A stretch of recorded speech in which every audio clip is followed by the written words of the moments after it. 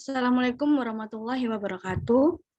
Perkenalkan, saya Vinka Aurelia Putri dan juga ketiga rekan saya, Elizabeth Lydia, David Hizkia, serta Fandi Fernanda, akan mempresentasikan tugas Sustainable Manufacturing Product Life Cycle Assessment untuk produk sekop kayu dan juga sekop besi. Next. Nah, berikut merupakan produk sekop kayu dan juga sekop besinya. Pada sekop kayu memiliki 3 komponen, yaitu pegangan plastik, gagang kayu, dan juga daun sekop dari plat besi. Sedangkan untuk sekop besi memiliki 2 komponen, yaitu gagang besi dan juga daun sekop dari plat besi. Next. Berikut merupakan konseptual model yang telah kami buat.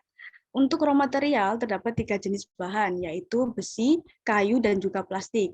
Kemudian untuk proses manufaktur membutuhkan energi listrik dan menghasilkan waste atau limbah.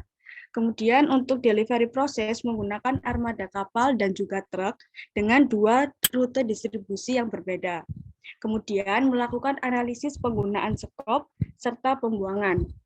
Untuk sekop kayu dapat didaur ulang sebesar 60%, sedangkan untuk sekop besi dapat didaur ulang sebesar 100% atau keseluruhan. Next.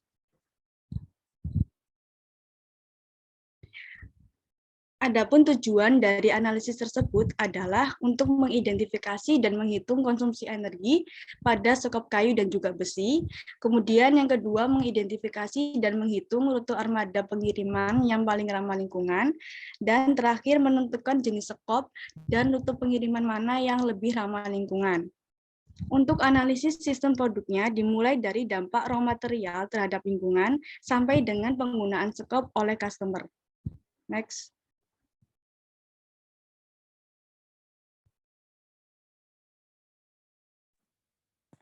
Skop definisi terdapat 3 bahasan. Yang pertama input, yang kedua sistem produk, dan yang ketiga outputnya. Di inputnya terdapat energi, di sistem produk terdapat bahan baku, proses manufaktur, distribusi, dan penggunaannya. Output dari ini yaitu emisi. Yang kedua life cycle. Pada bahasan kali ini, di life cycle ini, kita akan membahas mengenai dampak raw material terhadap lingkungan sebelum nantinya diproses ke tahap manufaktur. Nah, selanjutnya kami juga akan membahas mengenai konsumsi energi pada proses produksi sekop, moda transportasi dan jarak rute yang cocok dalam proses pendistribusian, serta waktu penggunaan sekop yang mempengaruhi ketahanan sekop tersebut.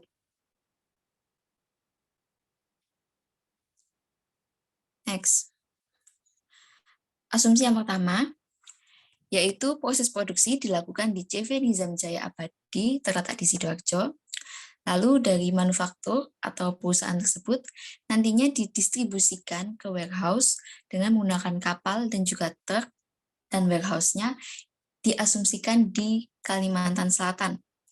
Yang ketiga, untuk usage atau penggunaannya difokuskan pada tukang bangunan. Yang keempat, menurut asumsi kami juga sekop kayu dapat didaur ulang sebesar 60% dan sekop besi dapat didaur ulang sebesar 100%. Next.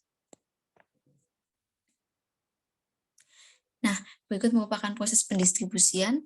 Untuk rute pertama, pendistribusian sekop kayu ke Kalimantan Selatan menggunakan armada kapal membutuhkan waktu 24 jam dengan jarak tempuh 506 km.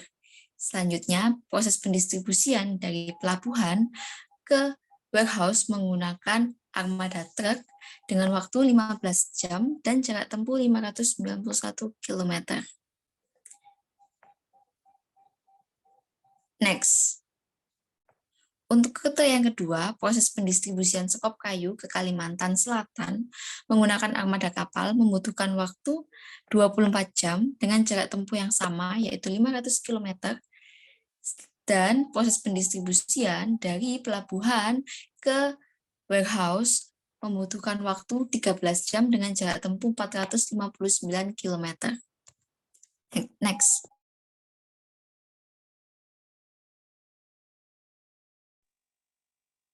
Baiklah, selanjutnya kita akan masuk ke usage-based data. Jadi usage-based data merupakan data penggunaan dari produk sekop kayu dan sekop besi. Berikut ini adalah hasil perhitungan mengenai ketahanan antara skop kayu dengan skop besi.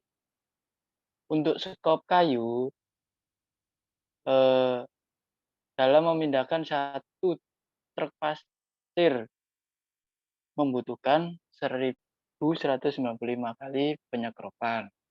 Satu kali penyekropan, kita berasumsikan bahwasanya berat pasir sebesar 2 kg, sehingga beban skop yang diterima adalah 2.389 kg. Untuk beban ketahanan skop kayu yaitu sebesar 9.556. Di sini kita berasumsi bahwa skop kayu mampu digunakan untuk pemindahan pasir sebanyak 4 truk atau sama dengan 9.556 kg ini. Pada pemindahan tersebut, skop kayu mengalami kerusakan, yaitu sambungan daun skop dengan gagang mengalami kerusakan. Lalu untuk skop besi telah menerima beban ketahanan 9.556 kg itu tidak mengalami kerusakan karena perakitan skop besi menggunakan proses pengelasan sehingga ketahanan skop besi lebih lama daripada skop kayu. Next.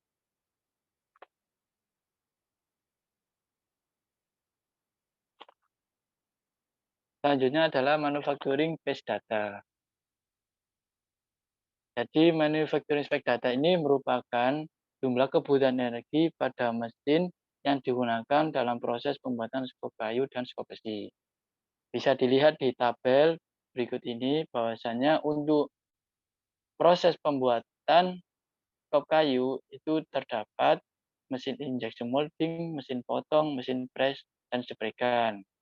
Dengan total energi yang dibutuhkan yaitu 195.700 watt. Sedangkan skop besi menggunakan mesin las, mesin potong, mesin press, dan mesin sepregan dengan total energi yaitu 3.100 watt.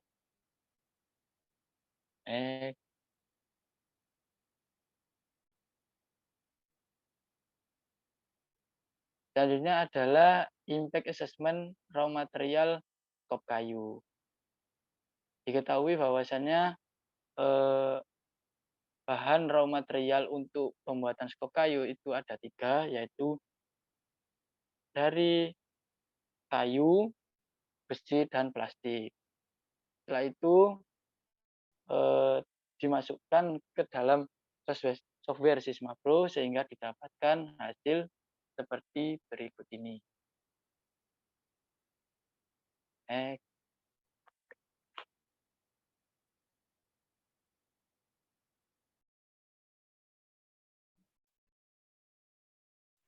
Selanjutnya untuk impact assessment raw material pada skop besi, yaitu dengan menginputkan material pada skop besi yang terdiri dari 2 material.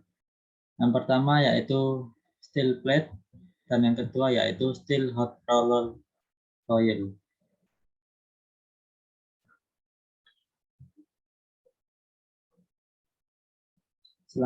Selanjutnya untuk impact assessment proses manufakturnya, yaitu pada skop kayu dengan menginputkan material dan juga proses manufakturnya. Untuk materialnya sama seperti yang tadi, dan menambahkan proses manufakturnya yang berupa electricity, painting, welding, dan lain-lain.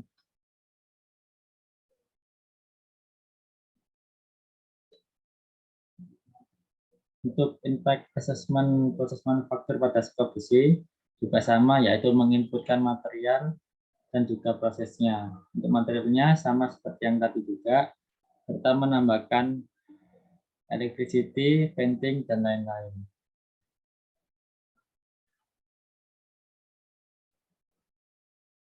Kemudian yang terakhir untuk impact assessment distribusinya, yaitu dengan menginputkan armada. armada yang digunakan yaitu yang pertama kapal, yang kedua yaitu truk. Untuk kapal menggunakan bargeship bulk, untuk yang truknya menggunakan truk dengan kapasitas kurang dari 10 ton.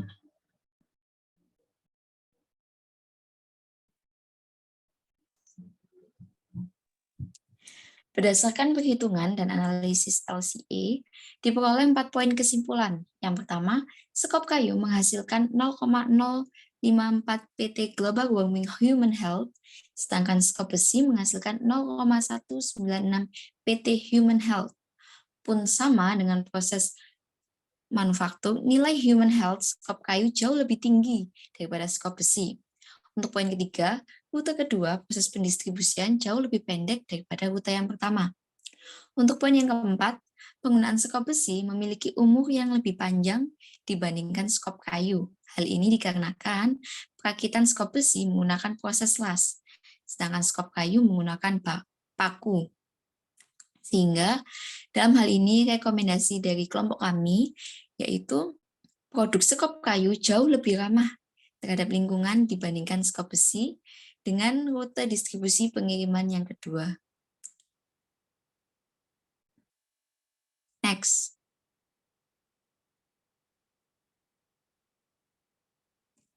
Sekian presentasi dari kelompok kami. Mohon maaf apabila ada salah kata. Wassalamualaikum warahmatullahi wabarakatuh.